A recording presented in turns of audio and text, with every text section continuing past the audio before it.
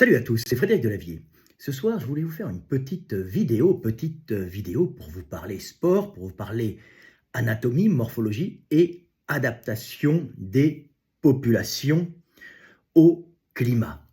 Et je voulais attirer votre attention sur ces adaptations, mais surtout sur une découverte scientifique, une découverte par observation et analyse et compréhension des systèmes musculo-tendineux et des structures osseuses que j'ai faite et qui n'est notée nulle part et qui est une des lois les plus importantes justement pour ces principes de régulation de température dans le corps humain. Alors, c'est à peu près avec la loi de Allen, je vais vous en parler. La loi de Allen, vous savez, c'est le fait d'avoir au sud des gens plutôt élancés avec de grands membres pour pouvoir avoir un volume intérieur minimum pour un maximum de surface de peau pour pouvoir évacuer la chaleur par la transpiration pour éviter de monter en surchauffe. Et inversement, quand nous allons au nord, nous trouvons des individus qui vont être en général plus courts, plus rablés, avec des membres plus courts et un buste proportionnellement plus volumineux. Ce qui permet en vérité d'avoir un volume interne important pour un minimum de surface extérieure, ce qui permet d'éviter de perdre de la chaleur qu'on va produire et qui consomme beaucoup, donc qui éviterait à l'individu d'avoir des refroidissements qui pourraient être mortels, surtout en période glaciaire ou quand vous n'êtes pas dans un monde civilisé et industrialisé occidental, mais aussi de pouvoir conserver cette énergie. Alors, ça c'est la règle principale, c'était la loi de Allen, mais il y en a une autre sur laquelle j'ai mis le doigt et qui n'est notée malheureusement nulle part et qui intervient d'une façon quasiment identique en importance que la loi de Allen. Alors pour cette loi, bien sûr, je devrais avoir un prix. Bon, pas le prix Nobel, parce que ce n'est pas une découverte fondamentale comme celle que j'ai faite sur les notions de temps, le développement du cerveau en volume et la spiritualité, mais c'est une découverte qui devrait intéresser tous les paléontologues et tous les anatomistes et tous les pratiquants de sport, parce qu'elle permet de comprendre les variations morphologiques et surtout les performances sportives, puisque indirectement ces adaptations à un climat chaud ou un climat froid vont générer des structures différentes et des fois des performances sportives dans certaines pratiques, que l'on soit du sud ou du nord. Alors, avant de vous parler de cette découverte que ceux qui me suivent la connaissent, ça paraît simple, mais personne ne l'avait noté, je vais vous lire un petit texte intéressant, fait par un scientifique, une vulgarisation, que j'ai trouvé sur Internet pour vous parler des adaptations des populations au froid. Et après, je vous parlerai de mes observations qui sont dans L'éveil des consciences, qui est un livre de philosophie, mais un livre de philosophie qui est basé sur la compréhension mécanique du monde. Alors, je vais vous lire ce texte. Adaptation des populations au froid. Le climat a évidemment une forte influence sur le mode de vie des animaux, mais il a également influencé la morphologie des espèces animales, en particulier des mammifères tout au long de l'évolution. Certaines de ces influences répondent à des règles que les observations attentives ont permis d'établir. Au XIXe siècle, avant même la publication de l'origine des espèces par Darwin, Bergman avait noté que les espèces de mammifères d'une même famille étaient plus grosses en climat froid. Un peu plus tard, Allen, je vous en ai parlé, établit que les membres et parties protubérantes des animaux homéothermes étaient d'autant plus courtes que la température ambiante était plus froide. Nous savons aujourd'hui que la chaleur se dissipant en surface, la surface relative diminue en fonction de la masse. La nature avait compris qu'il est préférable d'augmenter la masse pour mieux conserver la chaleur, les membres longs augmentant la dissipation de chaleur. Ces lois de l'évolution sont bien connues des biologistes et portent le nom de règles de Bergman et d'Allen. Voilà, c'est Bergman et Allen, qui se vérifient aussi dans la diversité des espèces humaines, Inuits, Patagons, Peuls. Les Inuits et les Patagons vivant dans des climats froids, les uns au nord, les autres au sud, et les Peuls dans des climats extrêmement chauds de savane arborée. Ce sont des éleveurs, ils ont des morphologies complètement différentes. Alors le Peul rajoute là-dessus le fait qu'il est éleveur et qu'il va prendre du lait, ce qui va lui permettre de pousser en plus en longueur encore plus, puisqu'il va avoir un apport calcique important. Donc ça, c'est le petit truc. Alors, à titre d'indication, c'est tout le temps sympa d'avoir des petites annotations. Si vous voulez, au nord, on va se rapprocher de la surface, de la forme de la boule. C'est pour les mammifères. Alors l'homme, bien sûr, c'est une boule avec des membres plus ou moins longs. Vous regardez les Mongols ou les Tibétains, ils sont courts en membres et volumineux du buste. Donc, on se rapproche de la boule, donc la sphère, c'est la surface qui a le minimum de surface, c'est la sphère, c'est la forme qui a le minimum de surface extérieure pour un maximum de volume intérieur.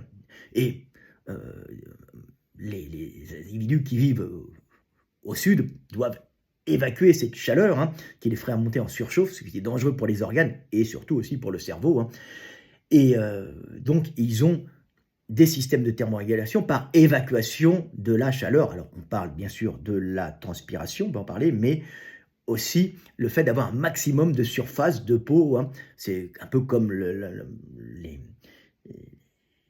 radiateurs, pas radiateurs, les ailettes autour des pistons sur les motos, des moteurs, pour en fin de compte avoir un maximum de surface à l'air pour évacuer, vous savez, autour les ailettes, tout autour des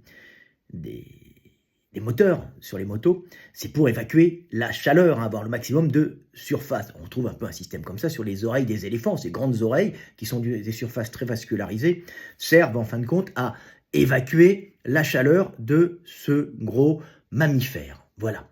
Alors on va continuer le texte et après je vous parlerai de ma découverte scientifique qui me vaut normalement un prix. Mais on est en France, on n'est pas aux États-Unis.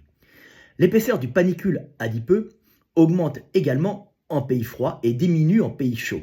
L'OMS a établi un indice de malnutrition chez les enfants mesurant l'épaisseur du pli cutané tricipal, triceps, chez les enfants européens. Cette mesure n'a aucune valeur en Afrique où le panicule adipeux est mince pour améliorer la résistance à la chaleur. Un enfant africain bien nourri et en bonne santé peut avoir un panicule mince. Les constantes établies par les médecines normatives doivent être relativisées au regard des adaptations évolutives dont nous commençons à découvrir l'ampleur. C'est-à-dire qu'en Afrique, si tu es couvert comme un phoque de gras, comme un Européen, un peu, ou un Asiatique, des fois du Nord, tu vas monter en surchauffe et tu vas vite mourir parce que ton cerveau va être à une température trop élevée et tu vas dépenser aussi beaucoup trop d'énergie pour essayer de transpirer à fond et pour évacuer et tu risques de mourir. Voilà. Alors, la tolérance des extrémités au froid, par exemple, le temps durant lequel on peut laisser la main plongée dans l'eau glacée dépend des shunts vasculaires et des anastomoses artério-veineuses. C'est l'endroit où les artères et les veines se retrouvent, par exemple, au bout de doigt, qui permettent au sang de repartir dans la circulation veineuse sans se refroidir dans les capillaires périphériques. Tout un système. Les Africains sont beaucoup plus sensibles aux gelures que les Européens. C'est-à-dire que les Européens ont un système de vascularisation beaucoup plus efficace pour réchauffer les extrémités avec le sang chaud que les Africains qui, eux, vont geler sur place, vont pas pouvoir réchauffer leurs extrémités.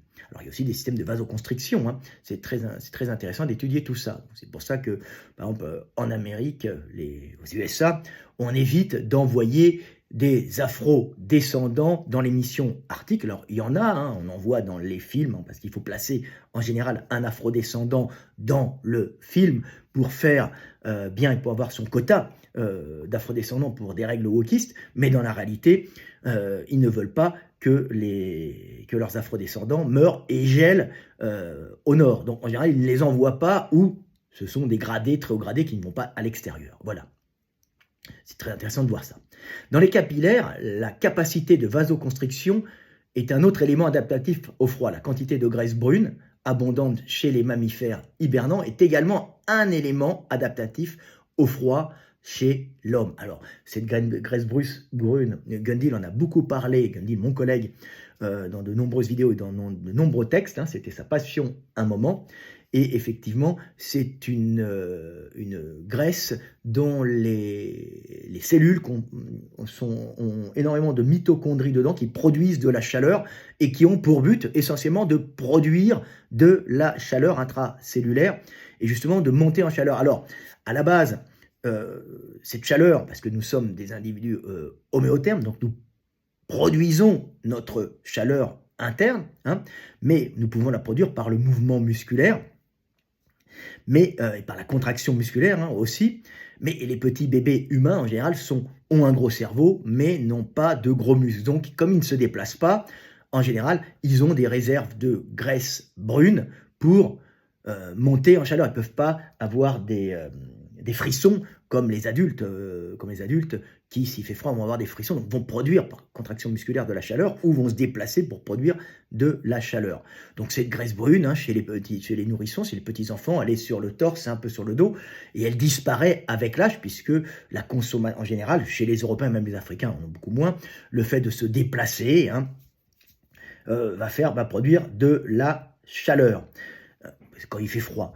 Donc, les petits qui, eux, restent dans le lit, n'ont pas de muscles, hein, ils ont intérêt à avoir cette graisse brune qui va produire elle-même de la chaleur. Et on s'aperçoit que les Inuits hein, et que les populations qui vivent en altitude et au nord ont cette graisse brune plus développée et qui se maintient à l'âge adulte. Alors, elle peut être stimulée. Gundil avait fait des études là-dessus, mais elle est aussi génétiquement sélectionnée chez ces peuples qui vivent dans le froid. C'est un autre moyen d'adapter au froid.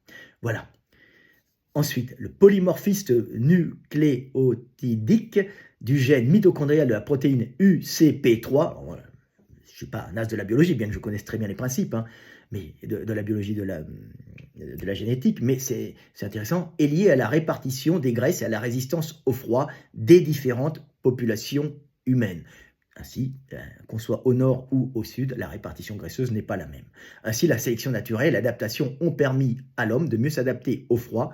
Les adaptations culturelles, comme le manteau et le chauffage, sont arrivées beaucoup plus tard. Voilà, c'est très intéressant de comprendre ça. Et par exemple, quand les Néandertaliens et même les Denisoviens sont arrivés, hein, on va dire, les pré-Néandertaliens et les pré-Denisoviens sont arrivés bien avant les sapiens qui se sont mélangés ensuite aux Néandertaliens et aux Denisoviens, il y a eu une casse humaine énorme et il y a eu une sélection drastique hein, sur les individus hein, qui pouvaient résister au froid, qui avaient donc beaucoup d'adaptations puisque l'homme vient d'Afrique et nous sommes à la base faits pour vivre dans un climat chaud et tropical et plutôt résister à la chaleur et évacuer la chaleur. Et là, on s'est mis à en produire et à avoir un corps fait pour la conserver. Donc tout un changement qui fait que morphologiquement, nous ne sommes pas pareils hein, au niveau structure, au niveau levier à voir, hein, même au niveau répartition musculaire et graisseuse, et répartition et forme des tendons, hein, et longueur des tendons, pour s'adapter au climat. Nous sommes tous différents et ça donne des variations morphologiques. La plupart des variations morphologiques que nous voyons entre individus pour la performance sportive, elles peuvent être liées à l'alimentation plus ou moins riche, mais elles ont une grosse base qui est de l'adaptation au climat et surtout à la chaleur ou au froid. Et c'est ça qui va faire les variations dans les performances. Hein. C'est que vous soyez un homme du froid, un homme du chaud, vous allez, pour les uns, avoir par exemple, des leviers très courts, être très bon en haltérophilie hein, et en développé couché, par exemple, hein. Et pour les autres, être léger, longiligne et courir très vite parce que vous êtes adapté en vérité au chaud. Hein, vous ne courez pas vite parce que vous devez poursuivre une gazelle, comme je dis toujours, ou fuir un lion, mais parce que vous devez résister à la chaleur. C'est complètement différent et c'est une mauvaise interprétation de croire qu'on court vite parce que courir est un avantage.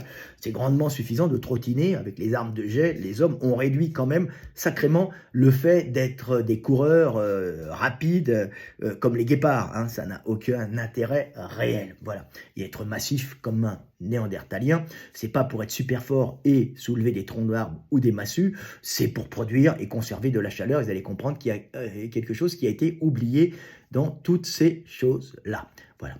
Alors, où j'apporte justement ma vision, qui est une vision qui a été formée par l'observation des sportifs et ma culture de bodybuilder, puisque j'ai fait mon pèse, j'ai fait mon blé, hein, j'ai fait la maille, dedans, hein, j'ai gagné ma vie dans le bodybuilding, donc j'ai étudié les individus en fonction de leur morphologie et en powerlifting aussi, puisque tous ces sports m'ont permis de faire des livres qui se vendent dans le monde entier par millions et qui me permettent de me passionner pour l'évolution et de chercher moi-même en tant que chercheur indépendant qui me finance automatiquement, ce qui est formidable et je vous remercie, vous, tous mes followers et tous les gens qui m'aiment et qui achètent mes bouquins qui permettent en fin de compte de faire de la recherche.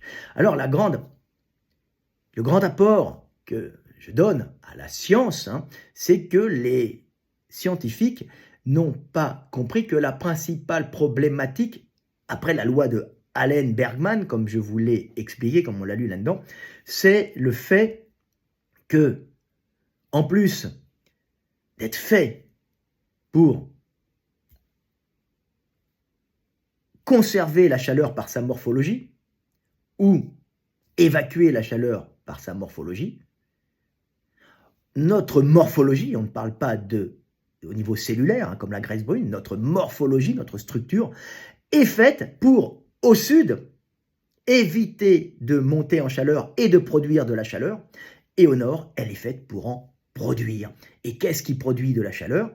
C'est les muscles. Et les gros muscles, au nord, hein, un volume musculaire important sur des membres courts et sur un torse volumineux, hein, et particulièrement aux extrémités, avant-bras, hein, et mollets, bas de cuisse au nord, et chez les Africains, en général, des jambes longues, des bras relativement longs, et des extrémités extrêmement tendineuses, et un bloc moteur plutôt vers le haut au niveau des fessiers. C'est fait pour éviter de produire de la chaleur par des surfaces tendineuses, sur ces grands membres longs faits pour évacuer la chaleur, de grandes surfaces tendineuses avec des leviers adaptés à ces grands tendons. Hein. C'est fait pour éviter de produire de la chaleur et récupérer l'énergie cinétique dans les tendons pour pouvoir repartir sans contraction musculaire. C'est pour ça que quand les sprinteurs, vous les voyez courir, en vérité, ils rebondissent. Ils ont une production musculaire, ils contractent bien sûr leurs fessiers et leurs cuisses, leur bloc moteur, hein, qui est plutôt vers le centre de gravité en haut, mais toute la partie inférieure du membre est extrêmement tendineuse, comme le triceps sural, vous savez, les mollets de black, hein, nous les cultos ou les bodybuilders, nous connaissons hein, ce problème, surtout vous les blacks, on va dire les Africains ou les afro-descendants européens, ou les Afro-Américains, ont ce problème souvent des mollets très courts et très tendineux, qui sont des adaptations en vérité à la chaleur et non à la course, mais qui génèrent de grandes qualités pour la course, puisqu'ils vont rebondir. Ils ont déjà de grands membres, donc de grandes enjambées, et ensuite rebondir sur leurs grands tendons. De plus, leurs ischios, hein, toute la partie arrière de la cuisse qui retient le buste quand vous faites la réception, autrement vous allez faire un roulé-boulé, c'est extrêmement tendineux aussi chez l'Africain, beaucoup plus que chez l'Européen, ce qui permet de récupérer l'énergie cinétique de la chute dans ce demi-membraneux, semi-membraneux et semi-tendineux. Ils portent bien leur nom à l'arrière de la cuisse, donc très membraneux, très tendineux. Quand on les dissèque, hein, ils sont un peu nacrés, hein, c'est-à-dire qu'ils ont beaucoup de tendons, ils ont même des, comme les abdos, des intervalles à l'intérieur tendineux hein, pour récupérer l'énergie cinétique hein, pendant la course, mais aussi pendant la marche. Un Africain va marcher sur la récupération énergétique dans les tendons, ce qui va l'empêcher de monter en chaleur et ce qui va lui permettre de mieux vivre et de ne pas mourir d'insolation et de maintenir un cerveau tout le temps à bonne température sans consommer excessivement, donc sans monter en chaleur. Parce que la principale cause de mortalité, hein, que nos ancêtres, alors il y a très longtemps, hein, quand ils sont devenus, on va dire, quand ils sont passés d'Australopithèque à Homo habilis, après Homo erectus, c'était la montée en chaleur dans des zones chaudes, souvent dans des plaines arborées de type savane, où ils étaient excellents pour aller récupérer de l'énergie en récupérant de la viande des animaux, hein, soit des charognes fraîches, soit en allant poursuivre des animaux, les épuisant par une marche, hein, où ils ne consommaient pas beaucoup d'énergie, où ils transpiraient beaucoup. Et à ce moment-là, les autres animaux qui, eux, n'ont pas un système de transpiration comme l'homme et n'ont pas ce système aussi efficace de récupération énergétique de la chute, donc du mouvement d'énergie cinétique dans toute la partie inférieure. L'homme est très économique pendant la marche pour ne pas monter en chaleur, hein, et il transpire en plus pour marcher très longtemps. Donc, tout ce système a permis à nos ancêtres de survivre et c'est très intéressant de le comprendre. Et cette explication de récupération énergétique n'a pas été mise en lumière par aucun scientifique, et pourtant je suis dedans depuis longtemps. Hein. Donc je me dis, moi ça me paraissait sympa, cool, mais ça en découle, toutes les performances sportives sont liées à cette montée en chaleur ou cette conservation de chaleur.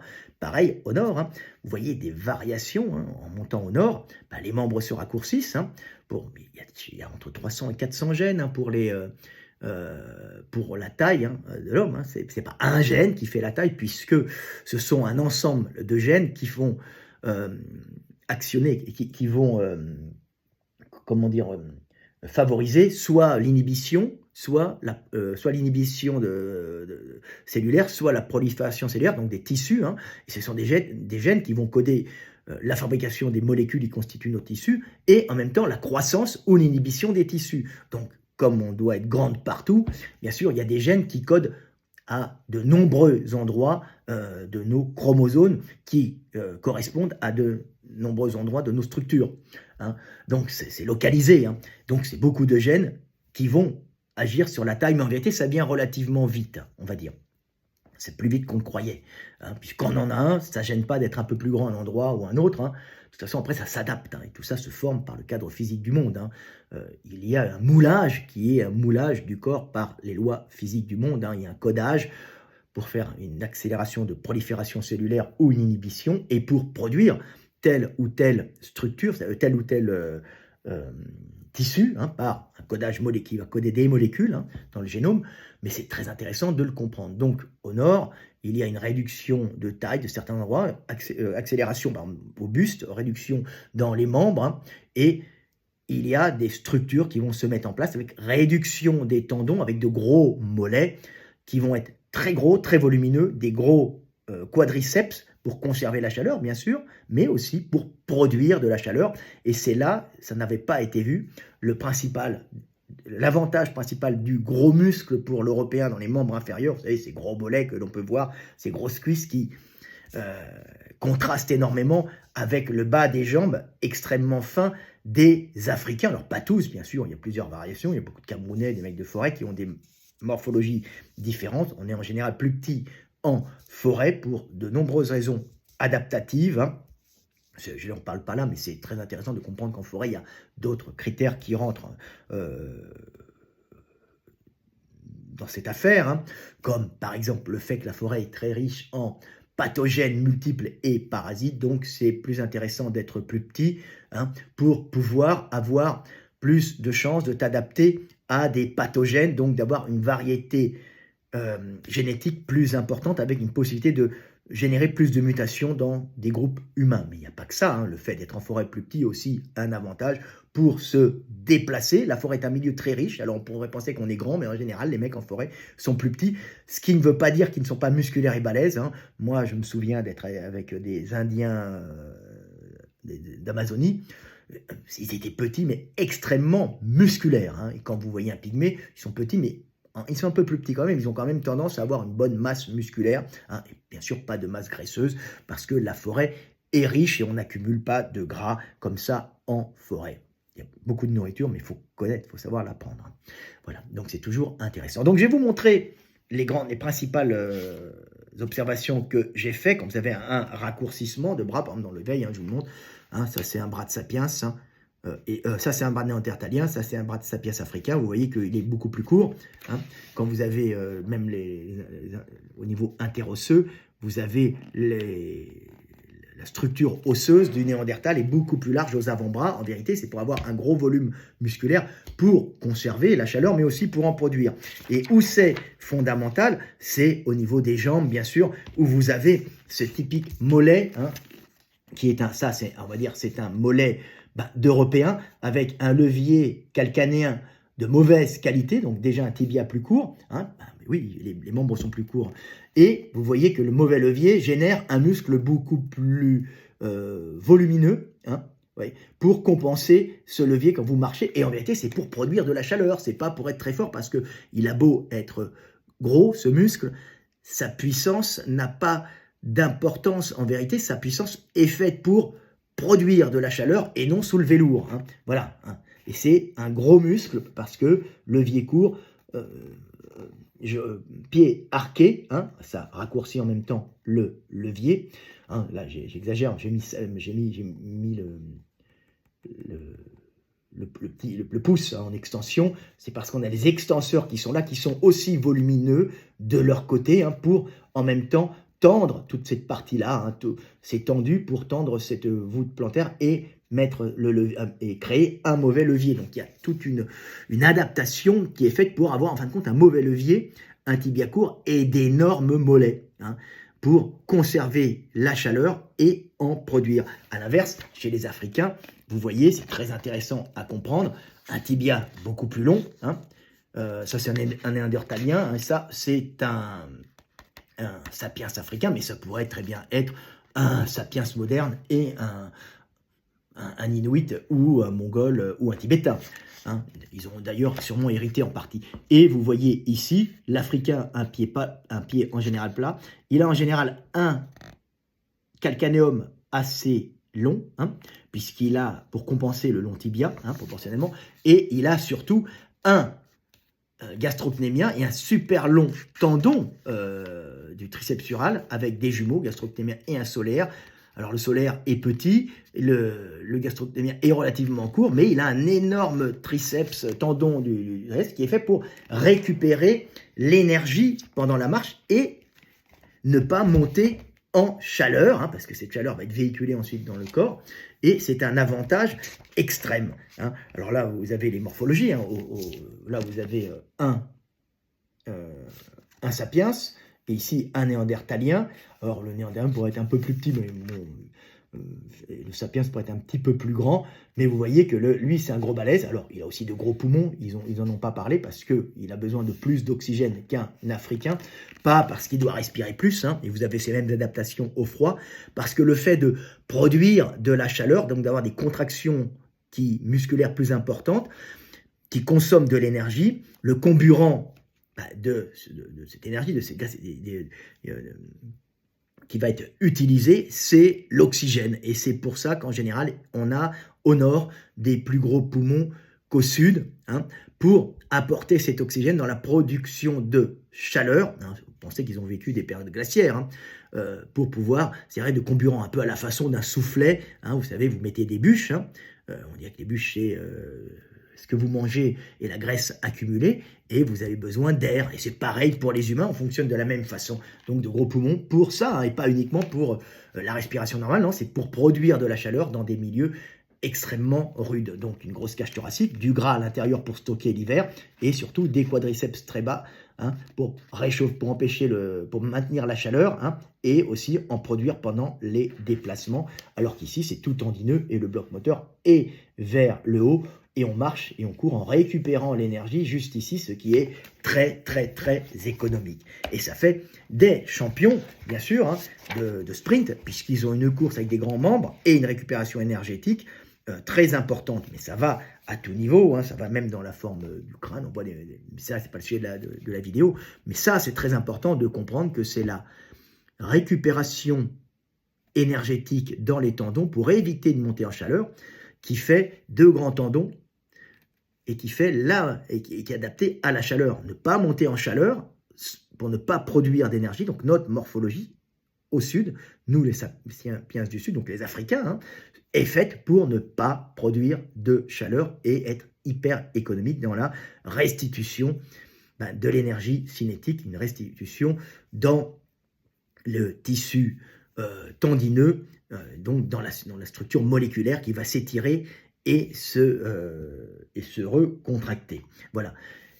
C'est économique à la façon d'un élastique. Hein. Il court comme les individus sur l'élastique. On voit que chez les Africains, le bloc moteur est vers le haut, près du centre de gravité. Chez les, avec, en général, ça c'est un Européen, Africain ou Néandertal, ça ressemble beaucoup en vérité. Hein. Et là, vous voyez un fessier différent, très bombé, avec un os iliaque qui va vers l'arrière parce que le bloc moteur est en haut, hein, économique, alors que chez les Européens, fessier plus petit, os iliaque moins sorti, donc ça fait les fesses plates, hein, et en vérité bloc moteur plus vers le bas pour produire de la chaleur dans le bas de la jambe. Alors c'est resté, bien sûr, après il y a des métissages, variations, tout le monde se mélange maintenant avec les transports, mais avant c'était pas comme ça, pendant des centaines de milliers d'années, c'était absolument pas fait de cette façon-là. Alors, on peut voir aussi que, alors, hein, pareil, hein, petit psoas iliaque chez l'Européen, grand chez l'Africain, bah oui, puisque c'est celui qui remonte la jambe, hein, il a une grande jambe, et l'Européen marche essentiellement avec le bas, et il n'a pas besoin de ce muscle, puisque le bloc moteur africain est vers le haut, le bloc moteur est vers le bas, et le membre est plus petit, hein, donc ça demande moins de puissance, hein, puisqu'il y a un porte-à-faux moins grand. Toujours intéressant de comprendre ça. Voilà. Et là, je m'étais amusé à faire les marches. Hein. Vous voyez, morphologie. Hein. Au sud, au nord, vous avez ici un Africain sahélien, par exemple, un Peul. Voilà. Alors, je les ai mis à la même taille. Et là, vous allez avoir un Tibétain ou un Chinois du nord, hein, adapté au froid. Hein. Vous voyez, des morphologies complètement différentes. Mollet tendineux, mollet volumineux. Et ici, normalement, ça ne se voit pas, mais c'est très tendineux à ce niveau-là. Bloc moteur ici. Et ici, un fessier moins puissant et un cul plat et un bassin plus large. Voilà. Et vous avez voilà, la marche. Alors là, j'ai mis Néandertal et Sapiens africain. Ils marchent tous les deux. Il y en a un qui va marcher en récupération énergétique ischio et fessier et l'autre en produisant un mouvement, hein, par contraction, hein, où il va se déplacer avec quadriceps et bien sûr les mollets produisant de la chaleur vers le bas. C'est peu économique, c'est pas top pour courir, mais ça produit de la chaleur et ça vous évite beaucoup de problèmes. Voilà, différence entre un asiatique et un asiatique du Nord et un Africain subsaharien. Vous voyez un peu les variations morphologiques pour des individus mis à la même taille. Voilà. Et il y en a un qui est tout en tendon et l'autre tout en muscle avec un groupe musculaire vers le bas. Alors ça, je l'ai apporté, personne ne l'avait remarqué, personne n'avait fait d'études sur la récupération énergétique dans les tendons. Il y en a une qui est sortie récemment, mais ils se sont complètement trompés. Alors c'était 2 études, hein. C'était sur des Kenyans et des Japonais où il y a une comparaison, et ensuite une autre sur des gènes qui favorisent la résistance des tendons. Et alors, ces études ont prouvé que j'avais raison, hein, sur la taille des tendons, puisqu'ils ont sorti, bien après moi, hein, le fait que les Africains avaient de grands tendons, avaient des tendons beaucoup plus longs que les Japonais, hein, puisque les Japonais ont une tradition du sprint, et c'est pour ça que, visiblement, ils perdaient. Ça a été fait, je ne sais plus, sur 64 personnes, même plus des athlètes. Hein, ils ont pu prendre des athlètes kényans dans les mêmes disciplines de course et des athlètes japonais, et ils se sont aperçus que le fait que les uns étaient plus forts que les autres, c'était aussi énormément dû à la taille des tendons et au volume des jambes. Donc des gros mollets en bas, c'est comme des laisses de cheville, et les tendons, ça récupère l'énergie. Mais ils n'ont pas compris pourquoi les Kenyans avaient ces tendons et pourquoi les Asiatiques ne les avaient pas. S'ils avaient compris que c'était toute une question de justement d'économie pour ne pas produire de la chaleur et monter en chaleur et mourir de surchauffe, hein, et les autres pour produire de la chaleur, pour s'habituer pour vivre dans des climats très froids, ils auraient pu être pas mal et aller tout au bout de l'étude. Mais ça, moi, je l'ai fait 10 ans avant eux. Hein. Je suis content qu'on en parle, mais ils auraient pu parler de moi. Malheureusement, on est en France. Hein. Et de toute façon, vous avez l'éveil, vous l'avez lu. Donc, ça confirme ce que j'ai expliqué. Ensuite, je vais revenir. J'aime bien faire des vidéos un peu longues, là, des fois. Et intéressantes. Hein, ça parle de sport. Vous avez vu qu'il y a eu des études qui ont été faites récemment sur la résistance des tendons des champions jamaïcains et ils se sont aperçus que visiblement ils avaient une meilleure performance parce que leurs tendons, alors ils n'ont pas étudié la taille, mais ils ont étudié la résistance des tendons, étaient beaucoup plus résistants. Ce que j'ai dit aussi, la résistance des tendons, les tendons ont intérêt d'être plus résistants au sud pour accumuler plus d'énergie et produire, en fin de compte, moins de chaleur, donc plus d'énergie pendant le déplacement. Il accumule l'énergie cinétique dans les tendons, hein, une accumulation moléculaire comme un élastique qu'on va étirer, il restitue. C'est d'autant moins de travail musculaire qui va vous faire monter en surchauffe et qui peut être fatal au chaud. Et eux ont fait des études justement sur la structure des tendons et ils sont aperçus qu'elle était beaucoup plus que la plupart des champions de sprint jamaïcains avaient cette mutation. Alors je ne sais plus laquelle, mais elle porte un nom, parce que c'est la localisation sur le génome hein, de cette mutation qui est en rapport justement avec la rigidité tendineuse et qu'elle permettait de justement avoir une meilleure restitution au sol, hein, de mieux courir, un peu comme un ballon qui rebondit mieux, un ballon plein qu'un ballon dégonflé. Et ils ont expliqué que c'était dû à que le fait d'avoir ces tendons qui permettaient de faire des champions était dû à une adaptation, à cette mutation qui avait deux effets, c'est-à-dire le premier effet était celui de modifier la structure des globules rouges, ce qui permettait d'avoir moins de problèmes avec ce pathogène qui est le palu et qui est d'ailleurs c'est la cause de mortalité avec la tuberculose la plus importante dans le monde je crois actuellement et que c'était une adaptation à je crois que c'est un parasite, hein, c'est ça, qui pose un énorme problème. Donc le fait d'avoir cette mutation qui modifie la forme des globules rouges entraînait aussi une modification hein, et qui permet de résister au palu des tendons faisant des sprinteurs. Et alors là c'est une conclusion complètement erronée de ces chercheurs. On n'en veut pas, puisque l'observation est très intéressante, puisque c'est un gène qui va coder deux choses. Hein. La vérité, c'est que quand cette mutation est apparue, le palu n'était pas généralisé, puisque le palu est lié l'expansion du paludisme, qui est liée en fin de compte aux moustiques, hein, qui transportent ça, et qui transportent et qui véhiculent ce pathogène, est lié à l'agriculture et à la déforestation, donc à la création de vastes espaces où les anophèles peuvent se déplacer et aller transmettre ce pathogène. Hein. Donc, cette mutation, en vérité, est antérieure à l'agriculture généralisée. Hein. Et c'est la première cause de mortalité, c'est pas le palu, en vérité, en Afrique, c'est la montée en chaleur. Et cette mutation est bien plus ancienne qu'on ne le croit, et elle est visiblement en corrélation avec le besoin de l'homme de ne pas produire de chaleur dans ses déplacements, donc d'avoir des tendons résistants, hein, qui vont permettre de récupérer l'énergie cinétique, et qui va donner un avantage lors de l'arrivée du néolithique, donc de l'agriculture, hein, qui va générer des terrains favorables aux moustiques et donc à la diffusion de ce pathogène qu'est le palu. Voilà. Donc, c'est une mauvaise interprétation et moi, je vous donne la vraie interprétation, hein, là, puisqu'il faut vérifier quelle est la cause principale de mortalité et pas la secondaire.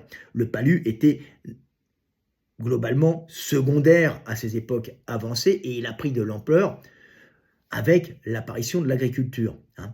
Mais ces adaptations à la chaleur sont bien plus vieilles et elles ont fasciné nos physiques. C'est pour ça que nous avons des Usain Bolt et nous avons majoritairement pour la course hein, des afro-descendants qui sont taillés pour la course, pas parce que la nature a voulu qu'ils courent vite après une gazelle ou qu'il fut un lion, non, qui a voulu qu'ils évitent de monter en chaleur pour mourir. Hein. C'est tout simplement pour ça. Donc c'est assez contre-intuitif, mais c'est la réalité. Regardez la première cause de mortalité, c'est pas le palu en vérité, c'est la montée en chaleur, mais ça il y a très longtemps. C'est tout le temps intéressant de comprendre comment ça fonctionne. Alors évidemment, les Européens ont aussi cette petite chance dans les super trails de remplacer tous les Africains qui sont économiques et qui peuvent courir longtemps. Et à partir de 60-70 km, hein, un peu après les marathons, on se retrouve avec que des blancs, hein, c'est des courses racistes, non pas du tout, et avant que des noirs, courses racistes, hein, non pas du tout, c'est parce que les blancs, même s'ils récupèrent moins d'énergie, passé les 40, 50, 60 km, il leur reste du fuel pour continuer à courir parce qu'ils sont plus gras et ont plus de réserves d'adipocytes à l'intérieur, dans les viscères, que tu ne vois pas forcément et que les Africains n'ont pas, puisqu'ils n'ont pas affronté l'hiver et ils n'ont pas à se protéger du froid aussi avec du gras, un panicule adipeux sur tout le corps, et à accumuler du gras aussi sur la peau et dans les viscères, comme un Européen pendant des siècles pour passer l'hiver. Hein.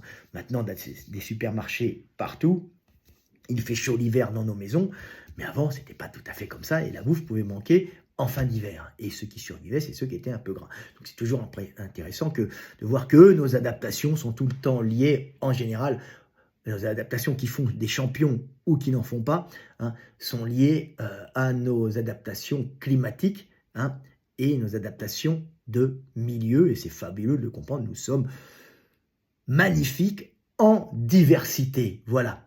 C'était une petite vidéo pour vous expliquer un peu mes découvertes scientifiques, hein, et pour vous montrer, hein, que, je vous les remontre encore, hein, on connaît, hein, voilà, hein, Africains et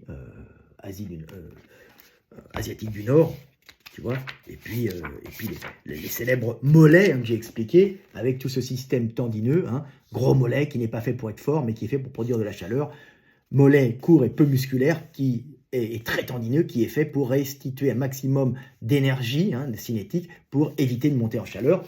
Et ils avaient oublié de le noter, et je l'ai apporté. Ça paraît rien, mais c'est quand même une règle qui a autant d'importance que la règle d'Allen et Bergman. On devrait l'appeler la règle de Lavier de restitution énergétique, hein, tendineuse, ou de production énergétique par les mollets, hein, par les muscles. Alors, évidemment, il y a des animaux qui produisent de la chaleur. On sait que courir, ça réchauffe. Hein. Actuellement, on vous coupe l'électricité et on voit des pubs où on disait, si vous avez froid, allez courir 5 minutes dans la cour.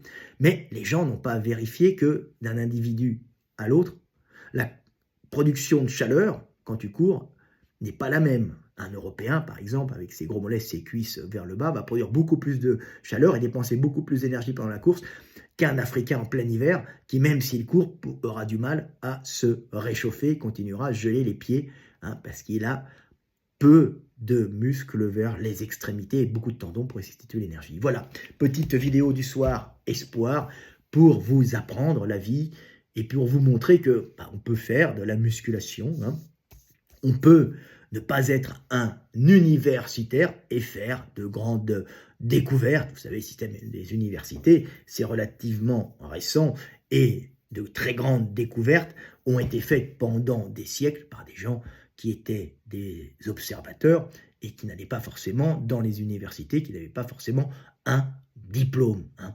Alors, comme dit Thomas Durand, si on n'entend pas parler de ces découvertes, c'est qu'elles n'existent pas. Autrement, on les connaîtrait, c'est sa loi. Il dit quand on n'entend pas parler d'une chose, c'est qu'elle n'existe pas. C'est une loi zététicienne qui n'a rien à voir avec la réalité. Hein. Non, c'est simplement parce que des fois, elles ne sont pas diffusées et des fois, elles se diffusent. Et avant les réseaux sociaux, c'était très dur de pouvoir diffuser une information quand tu n'avais pas fait un cursus universitaire souvent très intéressant et formant des gens très compétents, mais qui peut aussi parfois former des esprits trop structurés pour oser s'aventurer sur des terrains qui ne sont pas balisés et qui leur auraient fait découvrir des choses grandioses. Voilà, c'était Fred Delavier, je vous aime et paix sur terre.